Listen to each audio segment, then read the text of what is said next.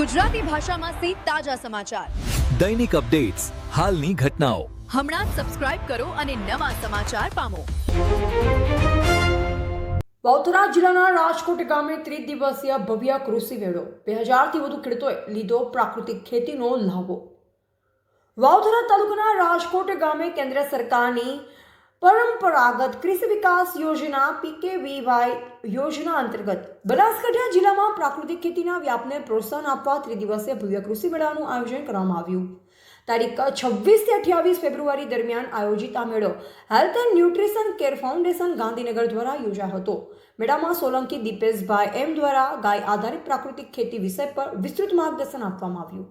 તેમણે પાક પદ્ધતિ મુજબ ફાર્મર પ્રોડ્યુસર ઓર્ગેનાઇઝેશન FPOનું ગઠન કરી ખેતીને વ્યાવસાયિક સ્વરૂપ આપવા અંગે મહત્વપૂર્ણ સૂચના આપ્યા. મેળામાં આશરે 30 જેટલા સ્ટોલ્સ ઊભા કરવામાં આવ્યા, જ્યાં ખેડૂતો દ્વારા તૈયાર કરાયેલ જૈવિક ઉત્પાદનો અને વિવિધ પાકોના પ્રદર્શન સાથે વેચાણ પણ કરવામાં આવ્યું. આ કાર્યક્રમ રાજકોટ ગામના સરપંચ પુનમાજી પ્રજાપતિના અધ્યક્ષસ્થાને યોજાયો હતો.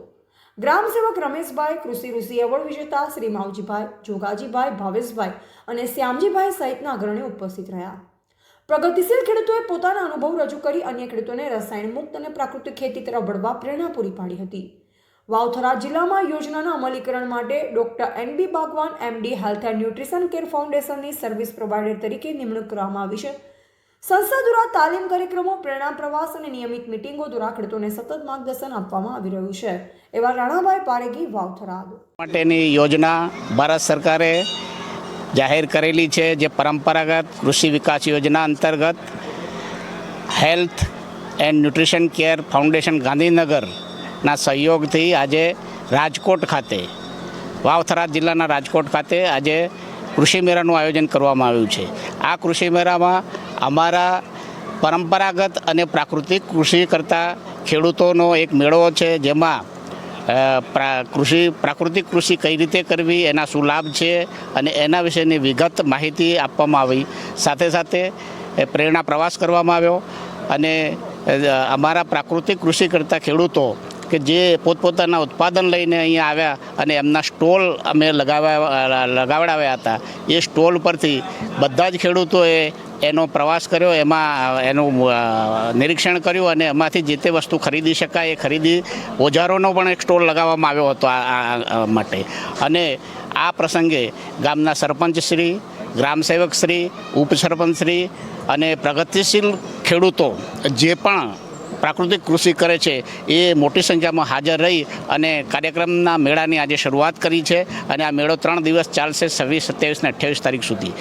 આ મેળાના ખૂબ જ સારો એવો પ્રતિસાદ સાંપડ્યો છે અને આમાંથી ઘણા ખેડૂતો એવા છે કે જે પ્રાકૃતિક કૃષિ નથી કરતા, પણ હવે આ મેળાના સંદર્ભે હવે આગળથી એમને એક સંકલ્પ પણ કર્યો છે કે અમે ભવિષ્યમાં આ જનજીવનને બચાવવા માટે, આ પર્યાવરણને બચાવવા માટે પ્રાકૃતિક કૃષિનો માર્ગ અપનાવીશું.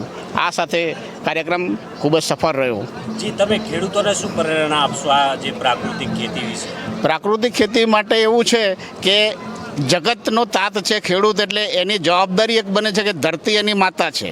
ધરતી માતાને બચાવવા અને પર્યાવરણને બચાવવા અને આ જનમાનસને બચાવવા માટે આપણે રાસાયણિક કૃષિ છોડી અને પ્રાકૃતિક કૃષિ તરફ વળવું પડશે અને એના માટે ખેડૂતો પણ તૈયાર થયા છે. એનાથી જે પ્રાકૃતિક ખેતી તરફ વળે એનાથી ખેડૂતોને શું લાભ મળશે? પ્રાકૃતિક ખેતીથી ખેડૂતોનો એક તો ખર્ચ ઘણો બધો ઘટી જાય છે. કેવો ખર્ચ કે રાસાયણિક ખાતરો તમારે ખેતીની શરૂઆત કરતાં પહેલાં તમારે વસાવવા પડે છે. એનો ખર્ચો તમારે ખેતી કરતાં પહેલાં શરૂ કરવું પડે છે. જ્યારે પ્રાકૃતિક ખેતીમાં એવું છે કે પ્રાકૃતિક ખેતીમાં આપણા ખેતરોની અંદર જે ઉત્પાદન થતા કચરો છે કે આપણે અંદર વનસ્પતિજન્ય અને કુદરતી જે આપણે વસ્તુઓ મળે છે એમાંથી જ આપણે ખેતી કરવાની હોય છે, એટલે એમાં ખર્ચો પહેલો તો ઘટી જાય છે. બીજું, એનાથી એના ઉત્પાદનો ખાવાથી આપણે માનવ જીવનની આપણા રોગોની સામે રક્ષણ મળે છે આપણને. એટલા માટે પ્રાકૃતિક કૃષિ રાસાયણિક કૃષિથી અલગ છે.